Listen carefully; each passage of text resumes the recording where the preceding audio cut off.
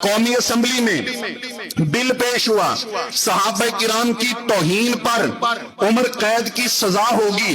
الحمدللہ اہل سنہ کے تمام مکاتب فکر نے اس بل کو، اس اقدام کو خراج تحسین اور خراج عقیدت پیش کیا، لیکن ملک پاکستان کے اندر ایک جتھا ہے، ایک فرقہ ہے، ایک جماعت ہے، ایک گروہ ہے جو مسلسل واویلا کر رہی ہے، چیخ رہی ہے، چلا رہی ہے۔ ان کی روزانہ کئی اجلاس، کئی میٹنگیں، کئی جلسے اور پروپیگنڈے اور جناب ان کے مختلف ہتھ کنڈے اور مختلف قسم کی ان کی لابی وہ حرکت میں ہے کہ یہ بل رک جائے، یہ بل پاس نہ ہو، قومی اسمبلی سے آگے نہ جائے۔ ہم اپنی مسجد کی طرف سے، جماعت کی طرف سے، اہل اسلام کی طرف سے پیغام دینا چاہتے ہیں، سینٹ میں بیٹھے ہوئے سینیٹران کو پیغام دینا چاہتے ہیں، چیئرمین سینٹ کو، کہ باللہ اگر اللہ تبارک و تعالیٰ نے آپ سے یہ کام لینا ہے، پروردگار عالم نے انتخاب کر لیا ہے آپ کا، تو اس سعادت سے چوکنا مت، اس بل کو قبول کیجئے، پاس کیجئے، اور اس کے بعد صدر پاکستان محترم جناب عارف علوی صاحب، یہ بل آپ کے پاس آنا ہے، آپ بھی صدیق کے ماننے والے ہیں، آپ سے بھی استدعا ہے کہ اس بل پہ سائن کر کے محمد مصطفیٰ کے صحابہ اور اہل بیت کے دفاع کا حق ادا کیجئے۔ اور سنیے، یہ صرف صحابہ کے دفاع کے لیے نہیں، اہل بیت کے دفاع کے لیے بھی ہے۔ صحابہ اور اہل بیت کا دفاع، اس کے دفاع کے لیے یہ بل ہے، اور کسی ایک فرد یا کسی ایک فرقے کے خلاف بھی نہیں ہے۔ یہ تو اس کے لیے ہے نا جو اہل بیت کی گستاخی کرے گا، جو صحابہ کی گستاخی کرے گا، یہ اس کے خلاف ہے۔ تو پھر بعض جتھوں کا اس پہ واویلا کرنا یا پریشان ہونا، اس کا کوئی معنی سمجھ نہیں آتا، کوئی مقصد سمجھ نہیں آتا۔ تو آپ کو میں سمجھاؤں کہ وہ واویلا کیوں ہے؟ اس لیے کہ جو واویلا کر رہے ہیں ان کے مذہب کی بنیاد ہی گستاخی پر ہے، بنیاد ہی گستاخی ہے۔ اگر ان کے مذہب سے گستاخی نکال دی جائے، مذہب ہی ختم ہو جائے گا۔ تبرہ ان کے مذہب کا ایک اصول ہے، تبرہ، اور تبرہ کا کیا مطلب ہے کہ سوائے سیدنا علی رضی اللہ تعالیٰ عنہ کے، سیدنا سلمان کے، ابو ذر کے، مقداد کے رضی اللہ تعالیٰ عنہ، باقی تمام صحابہ کرام پر تنقید کرتے رہو۔ اور سنیے، میں چند ایک جھلکیاں آپ کے سامنے رکھوں کہ کس قدر یہ گستاخ ہیں۔ میرے پیارے پیغمبر صلی اللہ علیہ وآلہ وسلم کی بھی گستاخی اس مذہب میں موجود ہے۔ نبی کائنات کی کتاب کا نام، انہوں نے ایک کتاب لکھی خصائل معاویہ، اس کا صفحہ نمبر 431 ہے۔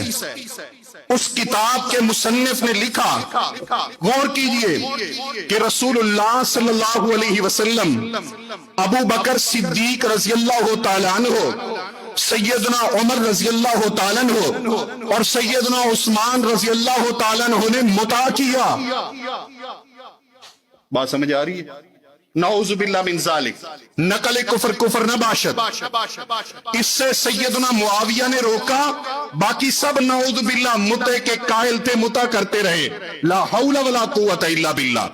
حضرات گرامی، اس کے بعد میرے پیغمبر کی گستاخی ہی نہیں، تمام انبیاء کرام کی گستاخی۔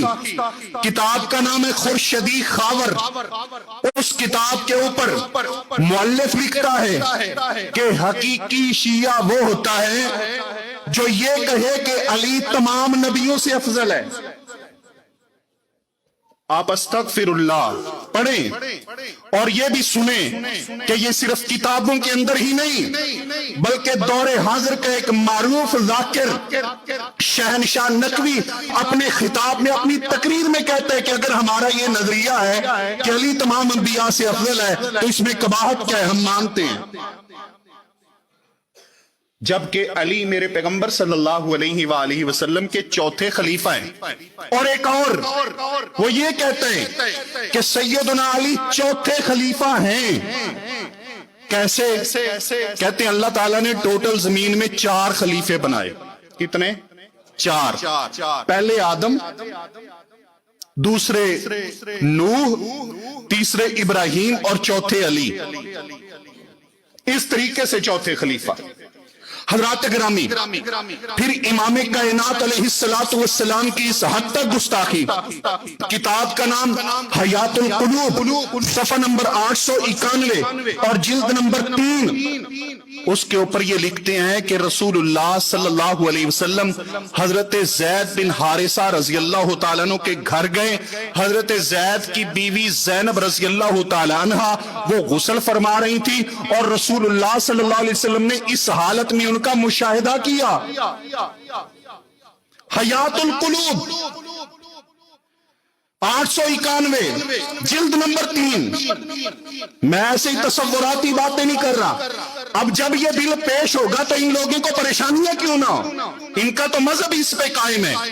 اور حضرات گرامی، حیات القلوب ہی کتاب کا نام ہے، صفحہ نمبر 901 اور جلد نمبر 2.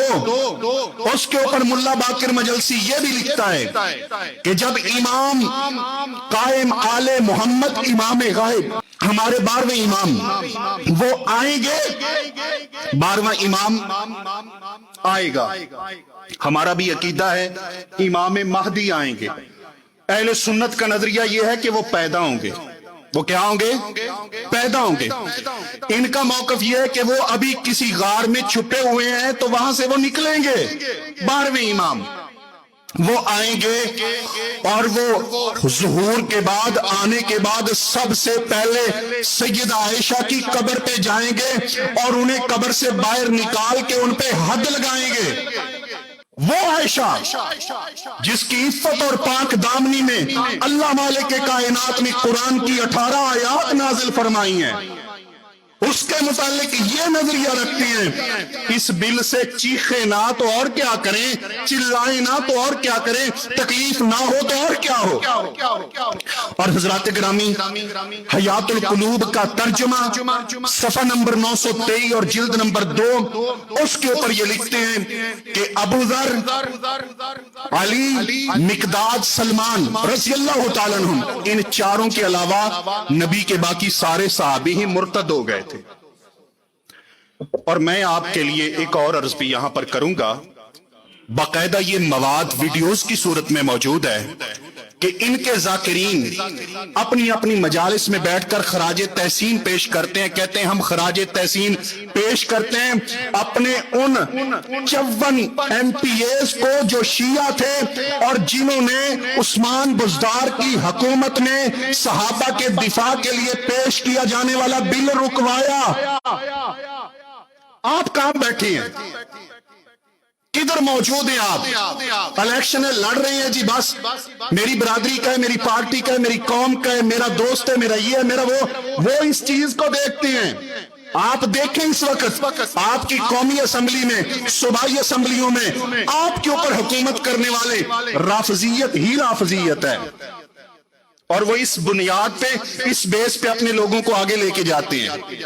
اس لیے خدا را دین کو دیکھیے، ووٹ دیتے ہوئے دین کو دیکھیے، اسلام کو دیکھیے، صحابہ کی محبت کو دیکھیے، اہل بیت کے پیار کو دیکھیے.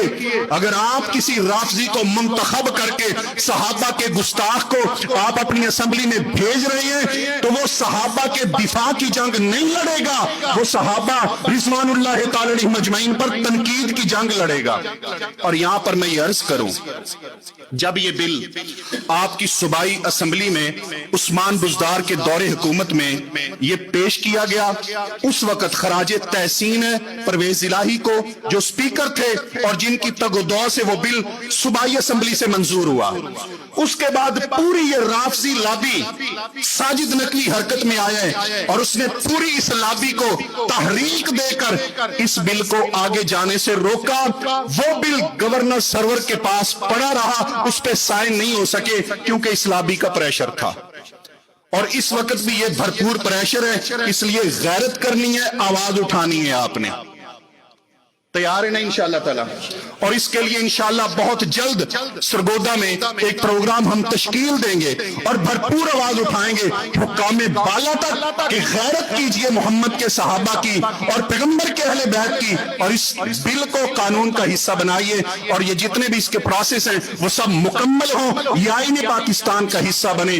हम दुआ करते हैं कि परवरदिगार आलम इस चीज को मुल्क पाकिस्तान में निफाज की तौफीक अता फरमा।